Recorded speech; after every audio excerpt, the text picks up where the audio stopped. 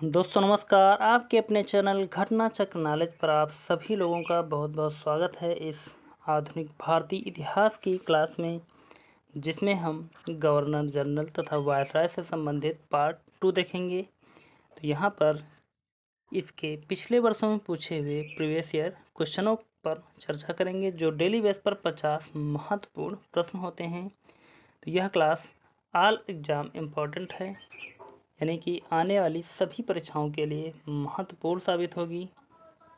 और अभी तक आपने यदि पिछली क्लासों को नहीं देखा तो आप चैनल पर जाकर इसकी प्लेलिस्ट बनी हुई है, वहां से आप इन क्लासों को देख सकते हैं।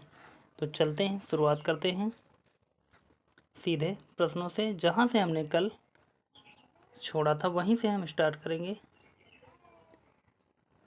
आज का पहला प्रश्न यानी कि 51 नंबर से स्टार्ट है। दिया गया है, ब्रिटिश द्वारा कुशासन का बहाना लेकर निम्नलिखित प्रांतों में से किस एक का शासक हटा दिया गया था।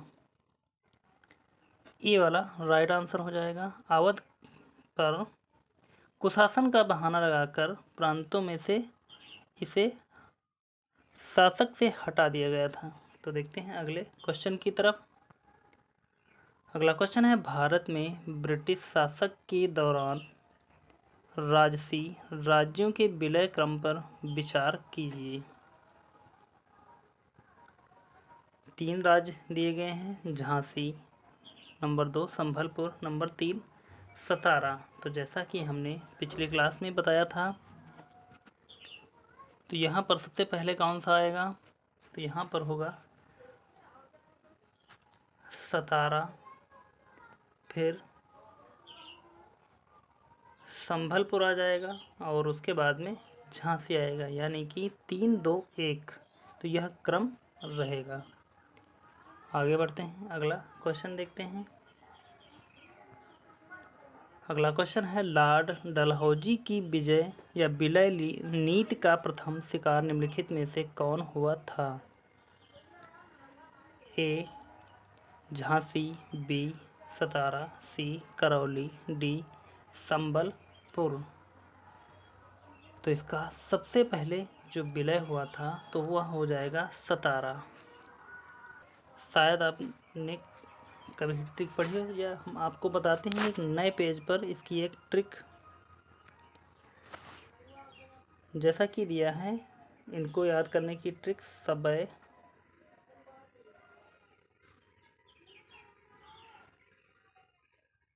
सब उजना।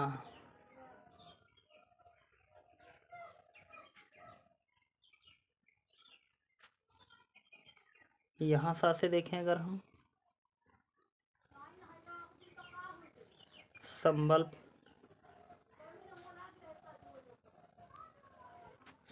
यह होगा सतारा,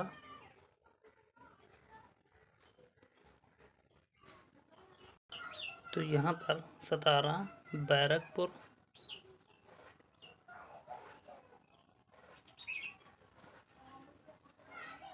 संभलपुर,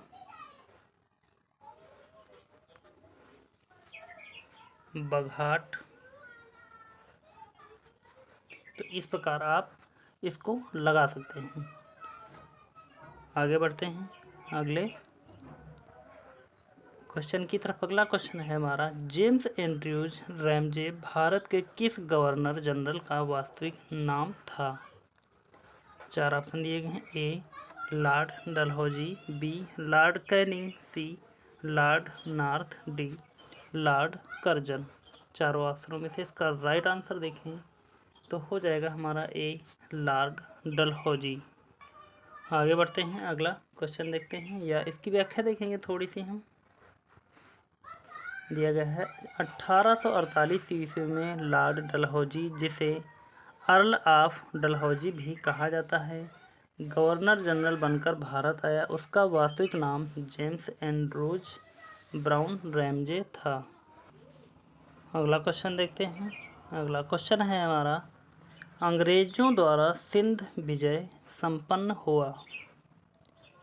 ए लॉर्ड एलनबरो के समय, बी लॉर्ड हार्डिंग के समय, सी लॉर्ड ऑकलैंड के समय, डी लॉर्ड एमहर्स्ट के समय। चारों ऑप्शनों में से इसका राइट आंसर देखें तो हो जाएगा हमारा ए, लॉर्ड एलनबरो के समय सिंध विजय संपन्न हुआ।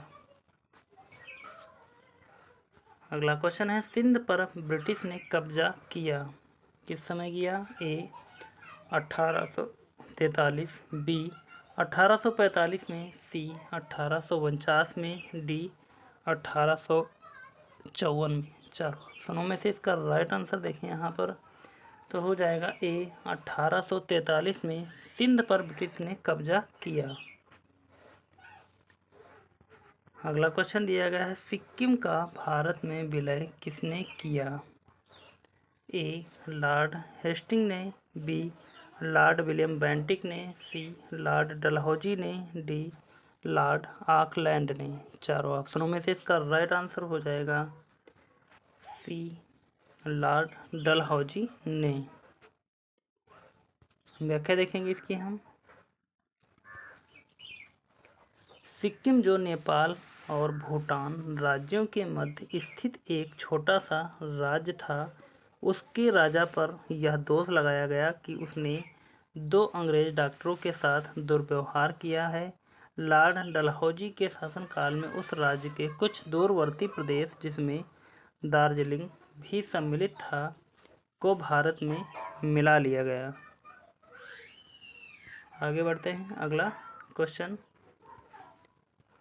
अगला क्वेश्चन है, निम्नलिखित में से कौन अवध का ब्रिटिश रेजिडेंट था जब अवध का ब्रिटिश साम्राज्य में विलय हुआ? A James Outram, B W.H. Sleeman, C Bishop R Heber, D General Low. चारों ऑप्शनों में से इसका राइट आंसर हो जाएगा A James Outram. James Outram वह था, अवध का ब्रिटिश रेजिडेंट था जब जब अवध का ब्रिटिश साम्राज्य में विलय हुआ। आगे बढ़ते हैं। यहाँ पर देखेंगे इसकी हम व्याख्या को।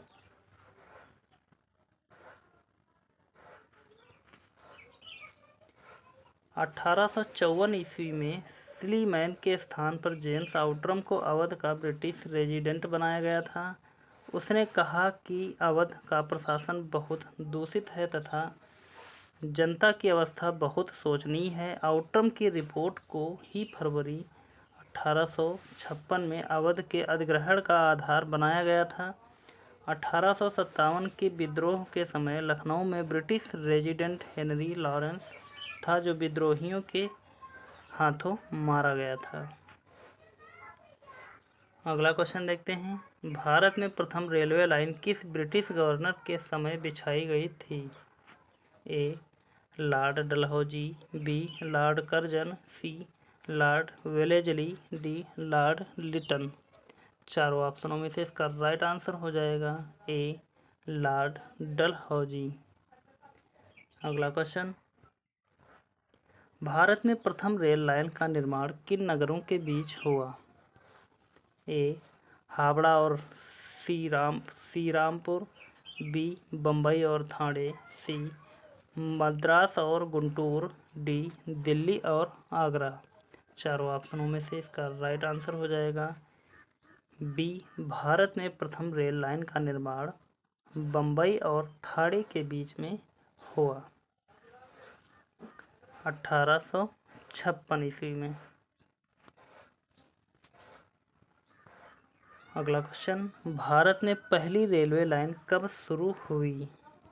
ए 1853, बी 1850, सी 1840, डी 1890। तो इसका राइट आंसर देखा जाए तो हो जाएगा हमारा ए। तो यहाँ पर हमने जो बताया यह थोड़ा सा मिस्टेक हो गया, यहाँ पर 1853 होगा, 56 नहीं होगा, तो यह मिस्टेक है। बढ़ते हैं अगले क्वेश्चन की तरफ। किस कंपनी ने सर्वप्रथम भारत में रेल यात्रा प्रारंभ की? A Eastern Railway, B Great Indian Peninsula Railway, C Madras Railway, D Awadh Tirhut Railway. चारों ऑप्शनों में से इसका राइट आंसर देखा जाए तो हो जाएगा हमारा B Great Indian peninsula railway. अगला क्वेश्चन, ब्रिटिश भारतीय राज्य क्षेत्र का अंतिम प्रमुख विस्तार हुआ। ए डफरिन के समय, बी डलहौजी के समय, सी लिटन के समय, डी करजन के समय। चारों ऑप्शनों में से इसका राइट आंसर देखें तो हो जाएगा हमारा ए ब्रिटिश भारतीय राज्य क्षेत्र का अंतिम प्रमुख विस्तार डफरिन के समय हुआ। व्याख्या देखते हैं इसकी हम थोड़ी सी।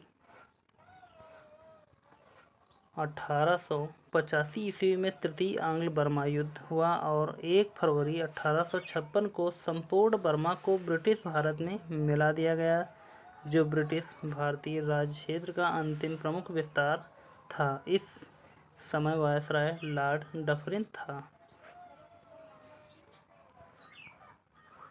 अगला क्वेश्चन देखते हैं, पब्लिक वर्कर्स डिपार्टमेंट को 1845 से 1855 के दौरान स्वरूप देने वाले थे।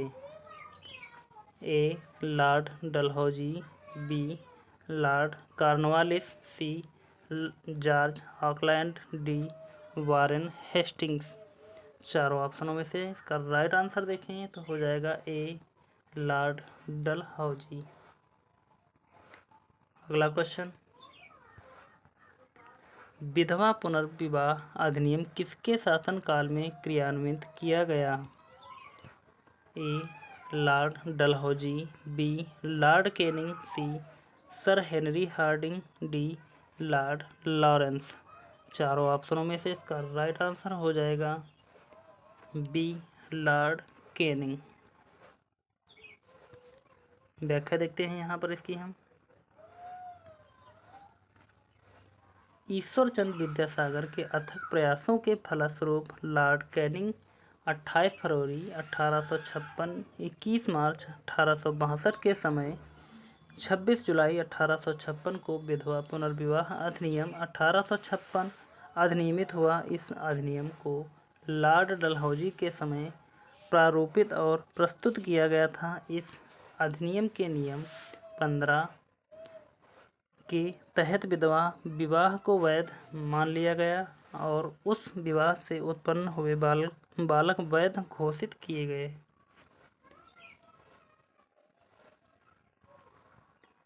आगे बढ़ते हैं। अगला क्वेश्चन देखते हैं, 1 नवंबर 1858 को महारानी विक्टोरिया का घोषणा पत्र इलाहाबाद में पढ़कर सुनाया था। ए लॉर्ड विलियम बेंटिक ने, बी लॉर्ड कैनिंग ने, सी लॉर्ड बर्नहम ने, डी सर हारकोर्ट बटलर ने। चारों ऑप्शनों में से इसका राइट आंसर हो जाएगा बी लॉर्ड कैनिंग ने। अगला क्वेश्चन देखते हैं, निम्न में से कौन एक भारत का प्रथम वायसराय था। A Lord Clive, B Lord Cornwallis, C Lord Canning, D Lord Ripon. चारों ऑप्शनों में से इसका राइट आंसर हो जाएगा सी लॉर्ड कैनिंग।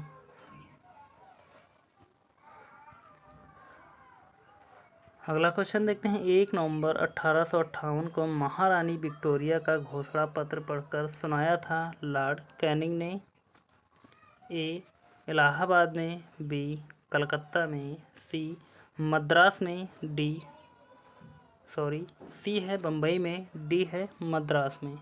चारों ऑप्शनों में से इसका राइट आंसर देखें कि 1 नवंबर 1858 को महारानी विक्टोरिया का घोषणा पत्र पढ़कर सुनाया था लॉर्ड कैनिंग ने। कहाँ पर, तो इसका राइट आंसर हो जाएगा ए इलाहाबाद में। अगला क्वेश्चन देखते हैं, अपने पुत्र के स्थान पर दूसरे उत्तराधिकारी को गोद लेने के अधिकार को पुनः स्थापित किया गया था। ए 1858 के भारत सरकार के अधिनियम ने, बी लॉर्ड कैनिंग ने, सी 1860 में सनद के जारी किए जाने से, डी 1858 की साम्राज्ञी की घोषणा ने। चारों ऑप्शनों में से इसका राइट आंसर देखें तो हो जाएगा हमारा डी 1858 की साम्राज्ञी की घोषणा ने। अगला क्वेश्चन देखते हैं, महारानी विक्टोरिया को भारत की साम्राज्ञी नियुक्त किया गया?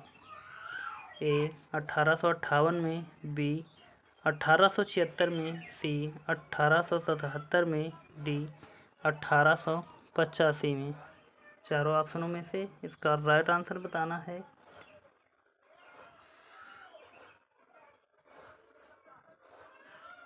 तो इसका सही उत्तर हो जाएगा ए 1858 में। अगला क्वेश्चन देखते हैं। निम्नलिखित में से किस गवर्नर जनरल ने भारत में दास प्रथा को समाप्त किया? ए लॉर्ड कॉर्नवालिस ने, बी लॉर्ड एलनबरो ने, सी लॉर्ड विलियम बेंटिक ने, डी सर जॉन शोर ने। इसके चारों ऑप्शनों में से इसका एक सही उत्तर बताना है। तो इसका सही उत्तर हो जाएगा बी लॉर्ड एलनबरो ने। अगला क्वेश्चन, निम्न युग्मों में से कौन सा एक सही सुमेलित है? ए लॉर्ड कॉर्नवालिस स्थायी बंदोबस्त प्रणाली, तो यह तो बिल्कुल सही लग रहा है, बाकी आगे चेक कर लेते हैं हम। ए लॉर्ड वेलेजली चतुराईपूर्ण निष्क्रियता, तो सही सुमेलित बताना है, तो यह गलत हो जाएगा यहाँ पर। अगला है लॉर्ड डलहौजी सहायक संधि नहीं, यह तो हड़प नीति से संबंधित है, गलत हो जाएगा। लॉर्ड कैनिंग भारतीय राष्ट्रीय कांग्रेस की स्थापना, तो यह भी सही नहीं है। तो इस प्रकार राइट आंसर सिर्फ हमारा ए वाला है, लॉर्ड कॉर्नवालिस स्थायी बंदोबस्त प्रणाली से संबंधित थे। आगे बढ़ते हैं, अगला क्वेश्चन देखते हैं। निम्नांकित में किसका सुमेल नहीं है? यानी कि इसमें से 3 सुमेलित हैं, एक सुमेलित नहीं है, तो वही हमको छांटना है कि कौन सा सुमेलित नहीं है। 3 ऑप्शन दिए गए हैं, 4 ऑप्शन दिए गए हैं, देखते हैं इनमें से। यह है लॉर्ड कॉर्नवालिस स्थायी बंदोबस्त, सही है। लॉर्ड वेलेजली सहायक संधि प्रणाली, यह भी सही है। लॉर्ड डलहौजी व्यक्तिगत का सिद्धांत यानी कि हड़प नीति, यह भी राइट है। तो लॉर्ड कैनिंग की अगर देखें उच्चतम निष्क्रियता, तो यह सही नहीं है, तो यही हमको बताना कि कौन सा सुमेलित नहीं है। डी वाला राइट आंसर हो जाएगा। आगे बढ़ते हैं।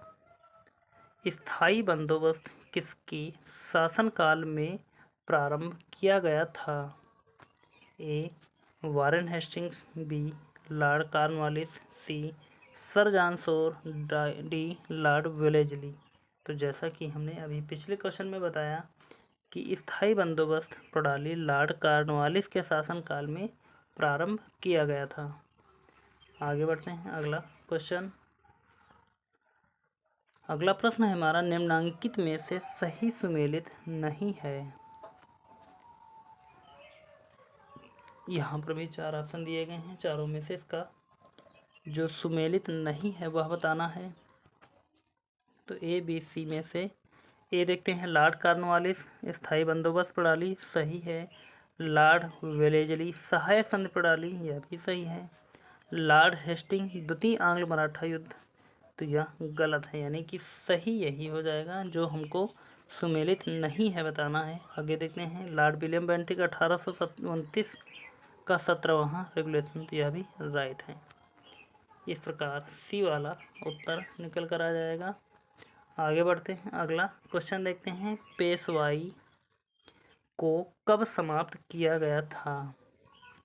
ए 1858 में, बी 1818 में, सी 1861 में, डी 1802 में। चारों ऑप्शनों में से इसका राइट आंसर देखें तो हो जाएगा बी 1818 में पेशवाई को समाप्त किया गया था। अगला क्वेश्चन, निम्नलिखित में से किसने राजपूताना की देशी रियासतों के साथ वर्ष 1817 से 18 की अधीनस्थ संधि की बातचीत की थी? A David Ochterlony, B Charles Metcalfe, C Arthur Wellesley, D John Charge. चारों ऑप्शनों में से इसका राइट आंसर देखें तो हो जाएगा बी चार्ल्स मेटकाफ। अगला क्वेश्चन है, निम्न में से कौन सुमेलित नहीं है? ए लॉर्ड कॉर्नवालिस, स्थायी बंदोबस्त प्रणाली, तो यह बिल्कुल सही है। हमको बताना है कौन सा सुमेलित नहीं है, तो लॉर्ड वेलेजली सहायक संदेश प्रणाली, तो यह भी राइट है। सर जॉन शोर आंग्ल नेपाल युद्ध, तो यह सुमेलित नहीं है। सी इसका राइट आंसर हो जाएगा। आगे बढ़ते हैं, अगला क्वेश्चन देखते हैं। निम्नलिखित में से कौन एक सही सुमेलित है?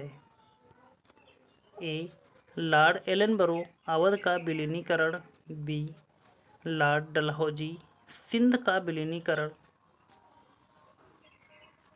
यह दोनों सही हैं। लेकिन अगला देखते हैं, लॉर्ड वेलेजली चतुर्थ आंग्ल मैसूर युद्ध, तो यह गलत हो जाए, यानी कि यह सुमेलित नहीं है। और हमसे पूछा जा रहा, सॉरी, निम्नलिखित में से कौन एक सही सुमेलित है? तो यहाँ पर सही सुमेलित लॉर्ड एलनबरो, यह गलत हो जाएगा। लॉर्ड डलहौजी सिंध का विलीनीकरण, यह भी गलत होगा, क्योंकि लॉर्ड डलहौजी ने सिंध का विलीनीकरण नहीं किया था। यहाँ पर सही सुमेलन सी हो जाएगा, लॉर्ड ए वेलेजली चतुर्थ आंग्ल मैसूर युद्ध, सी इसका राइट आंसर होगा। आगे बढ़ते हैं, अगला क्वेश्चन देखेंगे, या इसकी व्याख्या देखेंगे हम थोड़ी सी। दिया सही सुमेलन इस प्रकार है, लॉर्ड एलनबरो सिंध का अंग्रेजी राज में अगस्त 1843 में विलय, लॉर्ड डलहौजी कुशासन के आरोप में 1856 में अवध का विलीनीकरण, लॉर्ड वेलेजली चतुर्थ आंग्ल मैसूर युद्ध 1799, लॉर्ड हेस्टिंग तृतीय आंग्ल मराठा युद्ध 1817 से 1818, अतः विकल्प हमारा सी सही है। आगे बढ़ते हैं, अगला क्वेश्चन, निम्नलिखित में से कौन सा युग्म सही सुमेलित नहीं है? लॉर्ड डलहौजी अवध का विलीनीकरण, तो बिल्कुल राइट है। आगे देखते हैं, लॉर्ड डफरिन भारतीय राष्ट्रीय कांग्रेस की स्थापना, तो यह भी सही है। Lord William Bentinck charter act 1833 का पारित होना, यह भी राइट है। और लॉर्ड लिटन प्रथम आंग्ल अफगान युद्ध का प्रारंभ होना, तो डी इसका राइट आंसर होगा, क्योंकि यह सुमेलित नहीं है। और यही हमको बताना कि जो सुमेलित नहीं है। अगला क्वेश्चन, निम्न में से कौन चतुराईपूर्ण निष्क्रियता की नीति के साथ जुड़ा है? चार ऑप्शन दिए गए हैं, a William Bentinck, b Lord Canning, C Lord Mayo, d John Lawrence. चारों ऑप्शनों में से इसका राइट आंसर देखें तो हो जाएगा डी जॉन लॉरेंस। अगला क्वेश्चन दिया गया है, भारत में अंग्रेजों के समय में प्रथम जनगणना हुई, ए लॉर्ड डफरिन के कार्यकाल में, बी लॉर्ड लिटन के कार्यकाल में, सी लॉर्ड मेयो के कार्यकाल में, डी लॉर्ड रिपन के कार्यकाल में। चारों ऑप्शनों में से इसका राइट आंसर देखें तो हो जाएगा सी, भारत में अंग्रेजों के समय प्रथम जनगणना लॉर्ड मेयो के कार्यकाल में हुई थी। 1872 के आसपास से स्टार्ट हुई थी।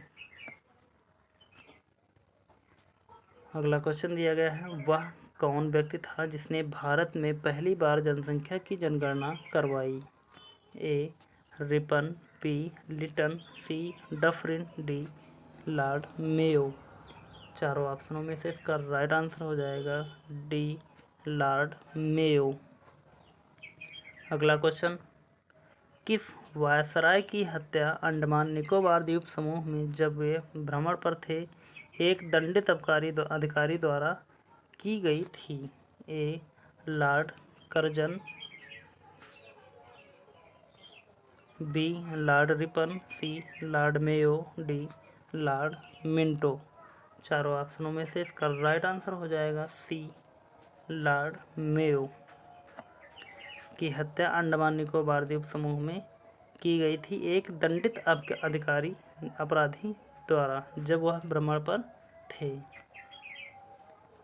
अगला क्वेश्चन देखते हैं, किस वायसराय की हत्या उसके कार्यकाल में की गई?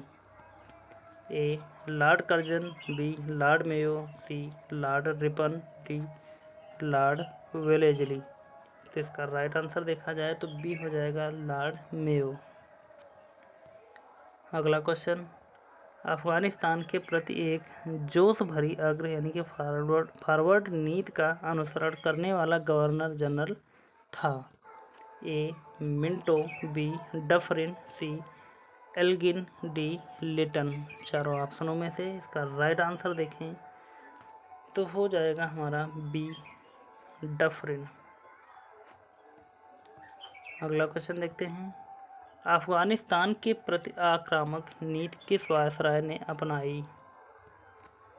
A Lord Mayo, B Lord Lytton, C Lord Dufferin, D Lord Canning. E उपरोक्त में से कोई नहीं है, उपरोक्त में से एक से अधिक।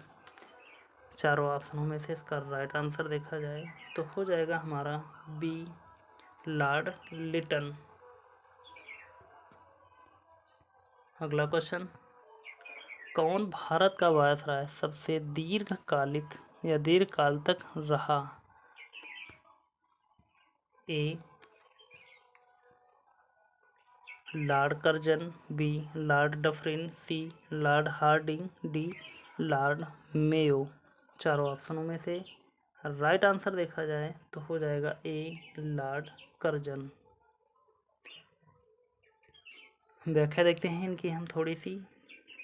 दिया गया है, ब्रिटिश वायसरायों में भारत के विषय में सर्वाधिक जानकारी रखने वाले वायसराय लॉर्ड कर्जन का प्रश्नगत वायसरायों में से सबसे दीर्घकाल का समय था। लॉर्ड कर्जन 1899 से 1905 यानी कि 7 वर्ष, लॉर्ड डफरिन 84 से 88 4 वर्ष, हार्डिंग 1910 से 16 6 वर्ष, लॉर्ड मेयो 1869 से 1872 3 वर्ष। तो यहाँ पर लॉर्ड कर्जन का 7 वर्ष सबसे अधिक समय था।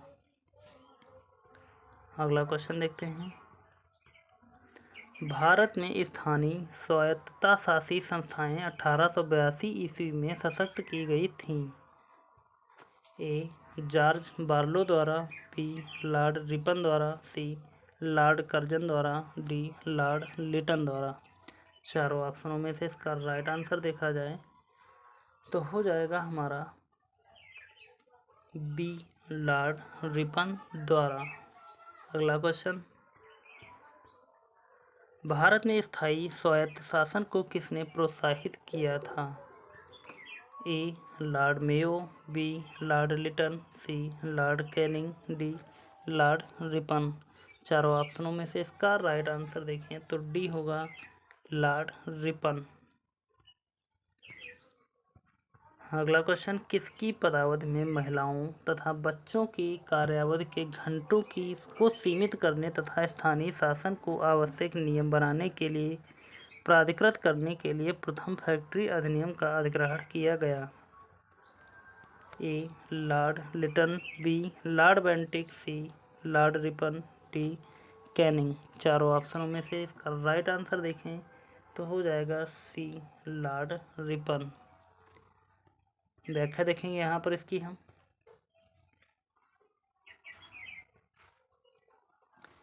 दिया गया है, लॉर्ड रिपन को ब्रिटिश भारत के वायसरायों में सबसे अधिक उदारवादी माना जाता है। उन्होंने 100 या उससे अधिक कार्यरत मजदूरों वाली फैक्ट्रियों में काम करने वाली महिलाओं तथा बच्चों के संबंध में कुछ उदारवादी नियम बनाए, जिन्हें प्रथम फैक्ट्री अधिनियम 1881 के रूप में जाना जाता है। इस अधिनियम के तहत 7 वर्ष से कम उम्र के बच्चों के फैक्ट्रियों में काम करने पर रोक एवं 7 से 12 वर्ष के बच्चों की कार्यावधि प्रतिदिन 9 घंटे तथा महीने में 4 दिन की छुट्टी का प्रावधान किया गया। अगला क्वेश्चन देखते हैं, निम्नलिखित कथनों पर विचार कीजिए। यानी कि 2 कथन दिए गए हैं, दोनों में से कूट के माध्यम से इसका सही उत्तर बताना है हमको। फैक्ट्री एक्ट 1881 औद्योगिक कामगारों की मजदूरी नियम करने के लिए और कामगारों को मजदूर संघ बनाने देने के दृष्टि से पारित किया गया था, तो यह गलत है। दूसरा देखते हैं, N.M. लोखंडे ब्रिटिश भारत में मजदूर आंदोलन संगठित करने में अग्रगामी थे, तो दूसरा वाला सही है। तो इस प्रकार केवल जब दो सही है तो बी वाला राइट आंसर हो जाएगा। अगला क्वेश्चन देखते हैं, निम्नलिखित में से किसे भारत में स्थानीय स्वायत्त शासन का जनक माना जाता है? A Lord Dalhousie, B Lord Canning, C Lord Curzon, D Lord Ripon. चारों ऑप्शनों में से इसका राइट आंसर देखें तो हो जाएगा डी लॉर्ड रिपन। आगे बढ़ते हैं, अगला क्वेश्चन देखते हैं, निम्नलिखित में से कौन सा युग्म सही सुमेलित नहीं है?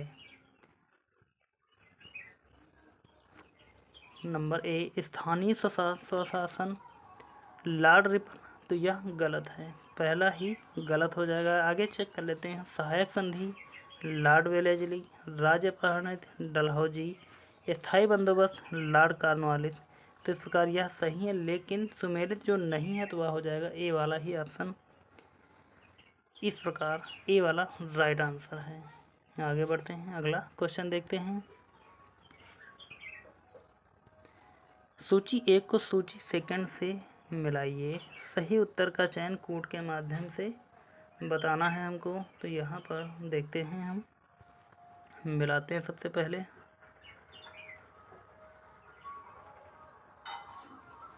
दिया है लॉर्ड डलहौजी। लॉर्ड डलहौजी की बात करें तो यहाँ पर व्यपगत का सिद्धांत जो लाया था वह लॉर्ड डलहौजी था, यानी कि एक का डी और एक का डी अगर देखा जाए तो यहाँ पर दो ऑप्शन कट जाएंगे हमारे। और दूसरा देखते हैं, लॉर्ड विलियम बेंटिक की बात करें तो लॉर्ड विलियम बेंटिक हो जाएगा सती प्रथा का निषेध, यानी कि सती प्रथा को समाप्त करने वाले लॉर्ड विलियम बेंटिक थे। तो 2 का ए और 2 का ए यहाँ पर देखेंगे तो हमारा यहाँ पर जो बी है यह ऑप्शन कट जाएगा, ए वाला सिर्फ बचेगा। तो इस प्रकार 3 का बी होगा। लॉर्ड रिपन स्वायत्त शासन और लॉर्ड कर्जन बंगाल का विभाजन। आगे बढ़ते हैं अगले क्वेश्चन की तरफ। अगला क्वेश्चन दिया गया, निम्नलिखित में से कौन सी जोड़ी गवर्नर जनरल और घटना सुमेलित है? तो यहाँ पर मिलाते हैं, सुमेलित बताना है तो लॉर्ड कॉर्नवालिस रेगुलेटरी एक्ट, तो यह सुमेलित नहीं है। लॉर्ड वेलेजली स्थायी बंदोबस्त प्रणाली, तो यह भी सुमेलित नहीं है। लॉर्ड एलेनबरो सिंध का विलय, तो यह सी वाला राइट आंसर हो जाएगा, यह सुमेलित है। लॉर्ड डलहौजी, तो यह भी गलत है। अगला क्वेश्चन देखते हैं। अगला क्वेश्चन है हमारा, भारतीय पुरातत्व सर्वेक्षण की स्थापना किसके काल में हुई थी? A Warren Hastings, B Lord Wellesley, C Lord Curzon, D Lord William Bentinck. चारों ऑप्शनों में से इसका राइट आंसर हो जाएगा सी लॉर्ड कर्जन। अगला क्वेश्चन, भारतीय पुरातत्व सर्वेक्षण की स्थापना हुई थी?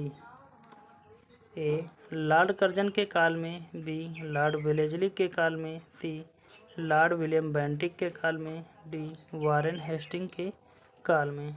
चारों ऑप्शनों में से इसका राइट आंसर हो जाएगा ए लॉर्ड कर्जन के काल में।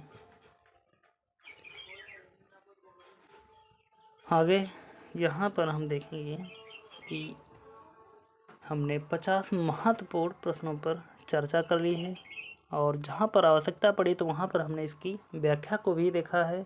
तो उम्मीद करता हूँ कि आप सभी लोगों ने शुरू से लेकर अंत तक इस क्लास को देखा होगा और यह क्लास आपको कैसी लगी आप हमें कमेंट में कमेंट करके ज़रूर बताना।